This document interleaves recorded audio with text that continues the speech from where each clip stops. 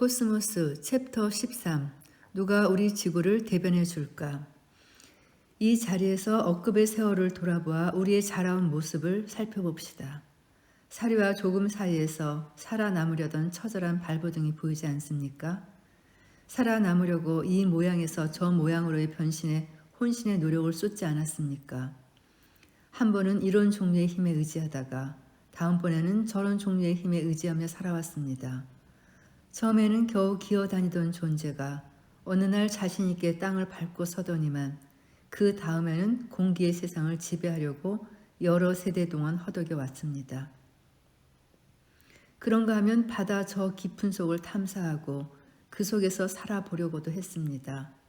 이러한 의지의 끝없는 도전이 분노와 기아로 자신을 다시 덮쳐 우리를 다른 모습의 존재로 바꾸어 놓곤 했습니다.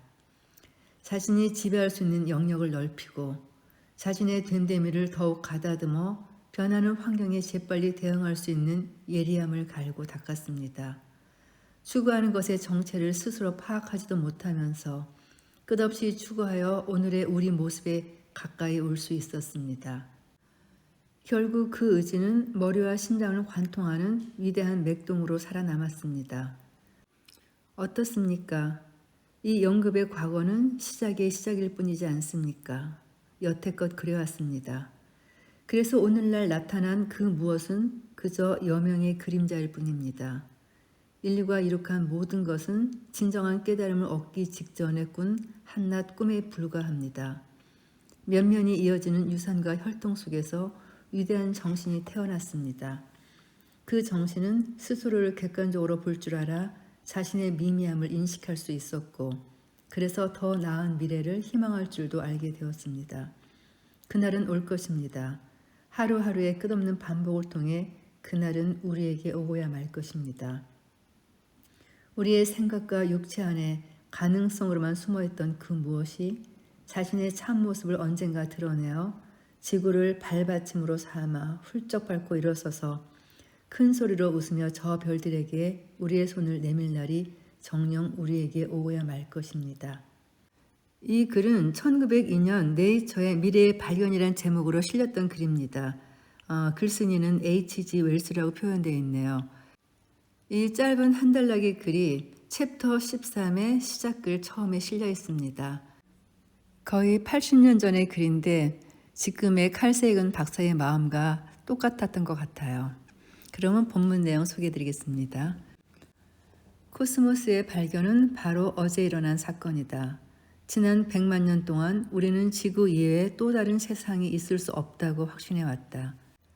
그것에 비교한다면 아리스타르코스에서 현대까지의 시간은 0.1%에 불과한 찰나일 뿐이다. 오늘에 와서야 우리는 우리가 우주의 중심이 아니며 우리의 존재가 우주의 목적일 수도 없다는 현실을 마지못해 받아들이기 시작했다. 이제야 우리는 스스로를 1조 개의 별들을 각각 거느린 1조 개의 은하들이 여기저기 점점이 떠있는 저 광막한 우주의 바다에 부질없이 떠다니는 초라한 존재로 보고 있다. 그러나 인류는 겁도 없이 우주라는 바다의 물맛을 보았고 그것이 자신의 기호에 딱 들어맞는다는 사실도 알아차렸다. 인간의 본성이 우주라는 큰 바다와 공명을 이루며 인류의 가슴속 깊은 곳에 자리한 뜨거운 그 무엇이 우주를 자신의 편안한 집으로 받아들였던 것이다. 사람이 별의 재에서 태어난 존재이기 때문일까? 인류의 기원과 진화가 우주에서 진행된 모든 사건들과 밀접하게 묶여있기 때문은 아닐까? 우주 탐험이야말로 인류 정체성을 찾기 위한 위대한 장정인 것이다. 신화를 만들어낸 고대인들도 잘 알고 있었듯이 사람은 대지의 자녀인 동시에 하늘의 자녀이기도 하다. 지구에서 살아오는 동안 인류는 못된 진화적 습성을 많이 길러왔다. 호전성, 그릇된 관습, 지도자에 대한 무조건적인 복종. 네, 무조건적인 복종은 악입니다. 그리고 이방인에 대한 이유 없는 적개심 같이 오랫동안 유전되어 온 못된 요소들은 인류의 생존 자체를 크게 위협하고 있다. 그러나 우리는 남을 치근히 여길 줄 아는 좋은 천성도 갖고 있다. 우리는 자식을 사랑할 뿐만 아니라 자식의 자식도 아낀다. 역사에서 무언가를 배우려 노력하고 지적인 것을 향한 불같은 열정을 가지고 있다. 이것들은 인류에게 영원한 생존과 번성을 확실히 약속할 도구요 방편이 될 것이다. 못된 습성과 좋은 선성 중에서 어느 쪽이 우리 마음을 지배할지는 확실하지 않다. 특히 미래를 보는 우리의 눈이 지구에 고착돼 있다거나 이의 득실을 계산하는 마음이 지구의 어느 한 지역에만 묶여 있다면 결국 저 못된 습성이 사랑의 마음과 이성의 예지를 지배하게 될 것이다. 그러나 광막한 코스모스의 바닷속에 감춰진 새로운 세상과 가능성이 우리를 기다리고 있다. 외계 문명의 존재에 대한 확실한 증거를 우리는 아직 갖고 있지 않다. 우리와 같은 문명의 운명은 결국 화해할 줄 모르는 증오심 때문에 자기 파괴의 몰락으로 치닫게 되는 것은 아닌가 걱정된다. 하지만 우주에서 내려다본 지구에는 국경선이 없다. 우주에서 내려다본 지구는 지면 부서질 것만 같은 창백한 푸른 점일 뿐이다. 지구는 극단적 형태의 민족 우월주의, 우스꽝스러운 종교적 광신, 맹목적이고 유치한 국가주의 등이 발붙일 곳이 결코 아니다. 별들의 요새와 보루에서 내려다본 지구는 눈에 띄지도 않을 정도로 작디 작은 푸른 반점일 뿐이다. 이렇게 여행은 시야를 활짝 열어준다. 우주에는 생명이 전혀 서식한 적이 없는 세상이 있다. 우주적 재앙의 표적이 되어 새카맣게 타버린 불모의 세상들이 우주 여기저기에 널려 있다. 우리는 행운아이다. 이렇게 멀쩡하게 살아있고 자신의 운명을 바꿀 수 있는 능력을 소유하고 있다니 얼마나 다행인가. 문명의 미래와 하나의 종으로서의 인류의 생존 문제가 우리 두 손에 달려있다. 우리가 지구의 입장을 대변해 주지 않는다면 과연 누가 그렇게 해주겠는가? 인류의 생존 문제를 우리 자신이 걱정하지 않는다면 우리 대신 누가 이 문제를 해결해 줄 수 있단 말인가? 인류는 현재 위대한 모험을 앞두고 있다. 이 모험이 성공적으로 끝난다면 우리가 지금 감행하려는 모험은 바다에서 태어난 생명이 무트로 진출한 사건이라 유엔원이 나무 위에서의 삶을 청산하고 땅으로 내려오기로 한 결정 등에 버금할 만한 위대하고 중요한 사건으로 인류사에 기록될 것이다. 우리는 지금 지구의 온갖 족쇄에서 벗어나려고 끙끙거리고 있다. 인류는 이미 지구의 속박에서 일시적 해방을 맛보기도 했다. 우리는 자신의 사고방식에 내재된 원시성을 잘 길들이며 우리의 원시적 두뇌가 내리는 일방적 지시와 대결함으로써 지구가 사람에게 걸어놓은 정신적 족쇄에서 탈출하려 하고 있다. 또 인류는 다른 행성으로의 여행을 감행하는 한편 외계에서 올지도 모르는 메시지에 귀를 기울임으로써 육체적 족쇄로부터 탈출을 꾀하고 있다. 정신적 해방과 육체적 탈출은 상호 불가분의 관계에 있다. 전자 없이 후자의 실현이 있을 수 없고 후자의 가능성을 전제하지 않은 전자의 성공 또한 상상할 수 없다. 전자와 후자는 서로에게 필요 조건이 된다. 그런데 우리는 전쟁 수행에 훨씬 더 많은 에너지를 쓰고 있다. 인간은 상호 불신이라는 최면 상태에서 빠져나오지 못한 채 하나의 종으로서의 인류에 대한 염려 같은 것은 아예 할 줄 모른다. 상호 불신의 망령은 우리로 하여금 지구도 하나의 행성이라는 사실을 완전히 망각케 하여 모든 국가를 죽음을 향해 서둘러 행진케 할 뿐이다. 우리가 지구에서 저지르고 있는 일들은 너무나 무서운 결과를 불러올 짓거리들이기 때문에 오히려 우리는 초래될 문제의 심각성을 생각하지 않으려 한다. 무슨 일을 하든 심사숙고하지 않는다면 어떻게 우리가 그 일을 올바르게 수행할 수 있으며 거기서 좋은 결과를 기대할 수 있단 말인가. 생각이 있는 사람이라면 누구나 핵전쟁을 두려워한다. 그렇지만 핵 기술을 보유한 국가들은 단 한 나라도 빠짐없이 핵전쟁을 준비하고 있다. 누구나 핵전쟁이 미친 짓이라고는 알고 있지만 국가는 국가대로 핵전쟁의 필요성에 대한 그럴듯한 구실을 갖고 있다. 우리는 여기서 음울한 인과의 고리를 보게 된다. 제2차 세계대전 초기에 독일인들이 핵폭탄을 만들고 있었다. 그렇기 때문에 미국은 독일보다 먼저 만들어야 했다. 미국이 갖고 있으니 구소련도 핵폭탄을 가져야만 했고 그 다음에는 영국, 프랑스, 중국, 인도, 파키스탄 등의 나라들이 가져야 했다. 여기에 지금은 북한까지 가세했죠. 아마 20세기가 끝날 즈음에는 수많은 국가가 핵폭탄을 소유하게 될 것이다. 핵폭탄은 만들기 쉽다.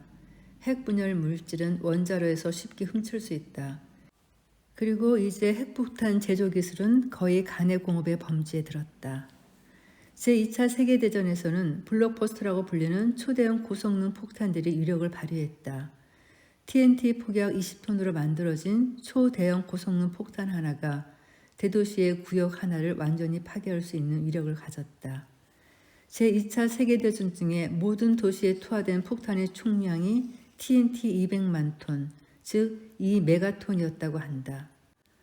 이 폭탄들은 1939년과 1945년 사이에 영국의 코번트리, 네덜란드의 로테르담, 독일의 드레스덴, 일본의 도쿄 등지의 하늘에서 비오듯 쏟아져 수많은 인명을 죽음으로 몰아갔다.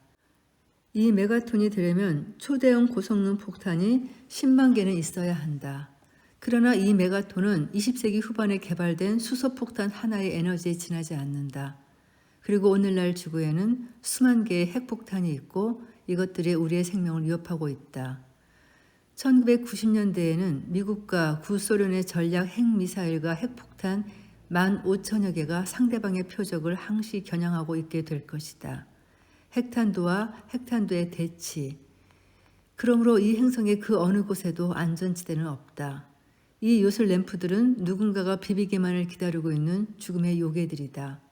이 가공할 무기에 갇혀있는 에너지의 총량이 TNT 1만 메가톤을 훨씬 넘는다는 생각을 하면 끔찍하다. 6회나 지속된 제2차 세계대전에서는 TNT 200만 톤이 쓰였는데 미래의 핵전쟁에서는 불과 수시간 이내에 TNT 100억 톤 전부가 집중 파괴에 쓰일 것을 상상해보라. 지구상에 있는 모든 가족 하나하나에 초대형 고성능 폭탄이 한 개씩 떨어진다는 계산이 나온다.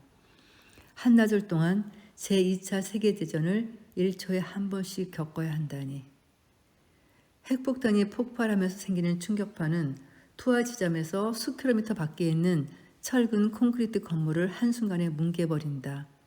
핵폭발에 동반되는 불기둥, 감마선, 그리고 중성자에 노출되는 즉시 사람의 육체는 내부 속속들이 아주 철저하게 구워진다. 미국은 히로시마에 핵폭탄을 투하함으로써 제2차 세계대전을 끝낼 수 있었다. 히로시마에 떨어진 핵폭탄은 곧이어 있었던 나가사키의 경우와 다르게 지표에서 멀리 떨어진 고공에서 폭발했기 때문에 낙진의 문제가 비교적 덜했다. 그러나 1951년 3월 마셜 군도 비키니 섬에 있었던 수소폭탄 시험은 예상보다 훨씬 높은 파괴력을 나타냈다. 폭발 지점에서 150km나 떨어진 작은 산호섬 롱 에러프도 거대한 방사능 구름으로 덮였다. 그 섬의 주민들은 핵폭발이 서쪽에서 떠오르는 태양 같았다고 증언했다. 폭발한 지 수시간 후 방사능 낙진이 롱 에러프 섬에 눈송이가 내리듯 떨어졌다. 평균 방사능 조사량이 175레드였는데 이 값은 보통 체격의 사람이 사망할 수도 있는 치사량의 반이 조금 못 되는 것이었다. 그래도 이 산호섬이 폭발 지점에서 멀리 떨어져 있었기 때문에 사람이 그렇게 많이 죽지는 않았다. 그렇지만 음식물을 통해 방사능 동위 원소인 스트론튬이 체내에 누적되고 방사능 요오드가 갑상선에 차곡차곡 쌓였다. 어린이의 3분의 2와 어른의 3분의 1에게서 갑상선 이상, 성장 장애, 악성 종양 등이 발견되었다. 마셜 군도의 주민들은 특수하고 전문적인 치료를 받아야 했다. 히로시마에 투하된 핵폭탄의 파괴력은 겨우 13킬로톤이었다. TNT 1만 3천 톤에 해당하는 위력이었다. 비키니 섬 실험에 쓰인 것은 15메가톤급이었다. 전면 핵전쟁, 다시 말해서 수소폭탄을 이용한 전쟁이 발작적으로 일어나면 전 세계의 모든 도시에 히로시마에 떨어진 핵폭탄 100만 개가 떨어지는 셈이다. 히로시마의 경험으로 미루어 보건대 TNT 13,000톤이 수십만 명을 살해했으니 전면 핵전쟁에서는 1,000억 명의 인명을 죽이고도 남을 것이다. 그렇지만 20세기 말 세계 인구는 약 50억에 불과하다. 핵폭탄의 충격파, 열폭풍, 방사능의 직접 조사와 낙진이 지구의 모든 사람을 깡그리 죽일 수는 없을 것이다. 전면 핵전쟁에서도 살아남는 사람이 있을 것이다. 그러나 낙진의 위험은 장기간 지속될 것이다. 스트론튬 90의 90%가 소멸하는 데 걸리는 시간은 96년이다. 세슘 137의 90%가 소멸하는 데는 100년, 즉 1세기가 필요하다. 요오드 131의 경우에는 한 달이 지나면 90%가 소멸된다.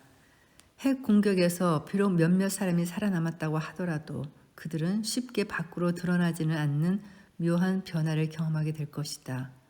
핵폭발은 지구 상층 대기의 질소와 산소의 결합을 촉진시켜 오존의 상당량을 파괴시킬 것이다. 오존층의 파괴로 태양 자외선이 지구 대기로 침투할 수 있고 그 때문에 지구 표면에 도달하는 자외선의 양이 수년 동안 지속적으로 증가할 것이다. 태양 자외선은 피부암을 유발하는데 피부암은 특히 백인종에게 위험하다. 더욱 두려운 것은 지구 생태계에 가져올 변화이다. 하지만 변화의 실상을 모르기 때문에 대책을 세울 수 없다. 자외선은 곡식의 수확량을 격감시킬 뿐 아니라 여러 종류의 미생물들을 죽일 것이다. 미생물의 어느 종이 어떻게 어떤 내용의 피해를 우리에게 가져다 줄지 현재로서는 알 길이 없다. 미생물의 멸종이 우리에게 어떤 결과로 나타날지 모르지만 한 가지 확실한 것은 미생물이 거대한 생태계 피라미드의 맨 밑바닥을 담당하고 있다는 사실이다. 인류는 생태계 피라미드 맨 위층에서 겨우 아장거릴 줄만 아는 지극히 불안한 존재가 아닌가. 전쟁 상대국끼리 핵 공격을 감행하면 자연히 지구 대기에는 먼지의 양이 증가하고 먼지의 증가는 태양 복사 유입을 차단하여 지표의 온도를 낮춘다. 온도 변화의 폭이 비교적 적더라도 이것은 농업 생산에 엄청난 재앙을 불러올 것이다. 방사능에 노출되면 곤충보다 새들이 훨씬 더 치명적인 피해를 입는다. 새의 멸종은 곤충의 창고를 동반하므로 농업은 막대한 피해를 입게 될 것이다. 이와 같이 꼬리에 꼬리를 물고 계속될 대혼란이 핵전쟁이 불러올 재앙의 한 본보기라 하겠다. 괴질과 역병 또한 가공할 재해이다. 괴질성 세균이 지구 전역에 번질 것이다. 인류는 20세기 말로 들어오면서부터 전염병으로 많이 죽지는 않게 되었다. 전염성 세균이 지구에서 사라졌기 때문만 아니라 세균에 대한 인체의 저항력이 그만큼 향상됐기 때문이다. 핵폭발에서 방출되는 방사능 물질이 인체의 면역 체계를 온통 흔들어 놓아 병에 대한 저항력을 약화시킬 것이다. 장기간에 걸친 돌연변이의 결과로 새로운 종류의 미생물과 곤충이 나타나면 핵전쟁의 질곡에서 겨우 살아남은 사람이라도 신종 미생물과 곤충의 공격에 대처하기는 어려울 것이다. 어쩌면 퇴행성 돌연변이의 연속 속에서 가공할 신인류가 태어날 수도 있다. 돌연변이의 대부분은 살아남지 못하겠지만 그래도 극히 일부는 생존할 수 있을 것이다. 또 다른 성격의 문제가 우리를 수없이 기다리고 있을 것이다. 사랑하는 이와의 사별, 엄청난 수의 화상 환자, 시력을 상실하고 지체가 절단된 불구자들의 긴 행렬, 각종 질병, 괴이한 전염병, 공기와 물에 오랫동안 만연할 유해한 방사능, 악성 종양에 대한 공포, 사산아의 출산, 장애아의 출생, 적당한 치료법의 부재, 아무런 소득도 없이 자기 파괴의 길을 걸어온 문명에 대한 허탈감, 이 모든 재앙을 미연에 방지할 수 있었음에도 불구하고 그렇게 하지 못한 데에 대한 자책감. 40년 전에 쓰여진 이 책에서 하는 걱정이 지금 이 순간 우리가 하고 있는 걱정과 거의 똑같네요. 아니 오히려 지금은 더하죠. 지금 지구 한편에서는 이스라엘과 하마스가 전쟁을 하고 있고 너무나 불쌍한 민간인, 특히 어린아이들이 매일같이 죽어가고 있는 것을 속수무책으로 지켜보고만 있거든요. 그리고 절대 해서는 안 될 짓을 한 일본의 핵오염수 방류. 칼 세이건 박사가 지금 살아계셨더라면 핵오염수 방류에 대해서 얼마나 목숨 걸고 투쟁을 했을까 생각해 봅니다. 계속 이어가 보겠습니다. 영국의 기상학자 리처드슨은 전쟁에 깊은 관심을 갖고 전쟁을 일으키는 요인을 찾으려고 했다. 그는 전쟁과 날씨 변화의 모종의 유사성이 내재함을 발견했다. 그의 주장에 따르면 양자가 모두 매우 복잡한 현상이면서 어떤 규칙성을 보인다. 전쟁은 화해할 수 없고 이해될 수 없는 증오심의 발로에서 발발하는 현상이 아니라 일기의 변화와 같이 이해될 수 있으며 통제 가능한 하나의 자연 체계라는 것이다. 전 세계에 걸친 날씨의 변화를 포괄적으로 이해하자면 우선 방대한 양의 기상 자료를 수집하여 날씨가 실제로 어떻게 변하는지를 알아내야 한다. 리처드슨은 전쟁 현상의 이해도 마찬가지 과정을 거쳐야 한다고 확신했다. 그래서 그는 1820년부터 1945년까지 있었던 전쟁에 관한 자료들을 모두 수집했다. 이 기간 동안에 가엾은 우리 지구에서는 수백 건의 전쟁이 발발했다. 그의 연구 결과가 그가 죽은 후에 죽음에 이르는 분쟁들의 통계학이라는 제목의 책으로 출판되었다. 이 책에서 리처드슨은 주어진 규모의 희생을 초래할 전쟁이 발생하는 데까지 걸리는 평균 시간 간격을 추정했다. 그는 희생자의 수로 전쟁 등급 M을 정의했다. M이 3등급의 전쟁은 1000명의 희생자가 발생하는 소규모의 분쟁이고 5등급이나 6등급의 전쟁은 희생자가 10만 명 또는 100만 명에 이르는 심각한 수준의 것이다. 제1차 세계대전과 제2차 세계대전은 이보다 더 높은 등급의 전쟁이었다. 희생자가 많은 전쟁일수록 그 다음 전쟁이 일어날 때까지 긴 시간이 걸린다. 희생이 큰 전쟁을 겪으면 아주 오랫동안 기다려야 다음 전쟁을 볼 수 있다는 이야기다. 전쟁의 이러한 특성은 대규모 폭풍보다 국지적 폭우의 빈도가 높은 기상의 특성과 괴를 같이 한다. 리처드슨은 지난 150년 사이에 벌어졌던 전쟁 자료로부터 다음 전쟁까지 기다려야 할 시간과 전쟁 등급 M과의 관계를 하나의 곡선으로 나타낼 수 있었다. 리처드슨은 자신의 곡선을 M이 0으로 봤을 때 살인의 빈도 또한 추정할 수 있다고 생각했는데 이렇게 추정해 본 결과 전 세계에는 대략 5분에 한 건꼴로 살인사건이 발생하는 것으로 나타났다. 개인 단위의 살인과 최대 규모의 전쟁이 연속적인 현상의 양 끝인 셈이다. 전쟁과 살인은 동일한 성격의 현상이라는 이야기다. 나는 심리적 관점에서 전쟁은 살인이라고 확신한다. 자신의 생존에 위협이 가해질 때, 자신의 생존이 도전을 받게 될 때, 인간의 분노는 사람을 살인의 상황으로까지 치닫게 하는 경향이 있다. 같은 종류의 위협이 국가들에 가해질 때 국가도 걷잡을 수 없는 살인적 분노에 휘말린다. 개인적 권력이나 경제적 이익을 추구하는 몇몇이 다수의 대중을 부추겨 당면 상황을 국가 간의 전장으로 몰아가는 경우를 우리는 역사의 기록에서 종종 보게 된다. 그렇지만 전쟁에서 사용되는 살인 기술이 발달하면서 전쟁의 피해상은 도를 넘는 처참한 수준으로 치달아왔다. 이러한 변화는 다수의 사람들이 살인적 분노를 동시에 느끼게 만들고 결국 대규모 전쟁에 여러 나라가 말려들게 한다. 국가가 매스컴의 근간을 틀어쥐고 있으므로 국가는 국민을 쉽게 선동하여 전쟁으로 몰아갈 수 있다. 우리는 여기에서도 우리의 열정과 좀 더 바람직한 인간 본성 사이에서 빚어지는 갈등을 볼 수 있다. 사람을 죽이고 싶을 정도의 격렬한 분노는 아주 먼 옛날 진화 과정에서 만들어져서 아직도 우리 머리 깊숙한 곳에 남아있는 파충류의 뇌, 소위 뇌의 알 영역에서 일어나는 현상이다. 한편 감정의 중재와 기억의 관장은 진화의 가장 최근 단계에서 발달한 포유류와 인간의 뇌, 즉 변연계와 대뇌 피질에서 이루어진다. 그러므로 앞에서 이야기한 갈등은 파충류와 포유류의 뇌가 일으키는 대립의 소산인 셈이다. 인류가 적은 규모의 집단으로 하찮은 수준의 무기만을 사용하며 살아갈 때 분노가 아무리 극에 달한 전사라고 하더라도 그가 죽일 수 있는 사람의 수는 겨우 한둘에 불과했다. 현대로 오면서 기계 문명과 함께 전쟁 수단도 급격히 발달했다. 그러나 이 짧은 기간 동안 우리도 많이 변했다. 이제 우리는 분노, 좌절, 절망 등의 동물적 격정을 이성의 힘으로 달랠 줄 알게 됐다. 인류는 최근에 벌어진 세계적 불의와 지역적 불의를 행성 규모에서 어느 정도는 개선할 수 있게 됐다. 그렇지만 현대 무기는 수십억 명의 인명을 한꺼번에 살해할 수 있다. 그렇다면 우리 자신의 성숙 정도는 충분치 않단 말인가? 과연 우리는 이성의 기능을 우리 자신에게 가장 효율적으로 가르치고 있는가? 우리는 전쟁의 원인을 규명하려고 얼마나 열심히 노력했는가?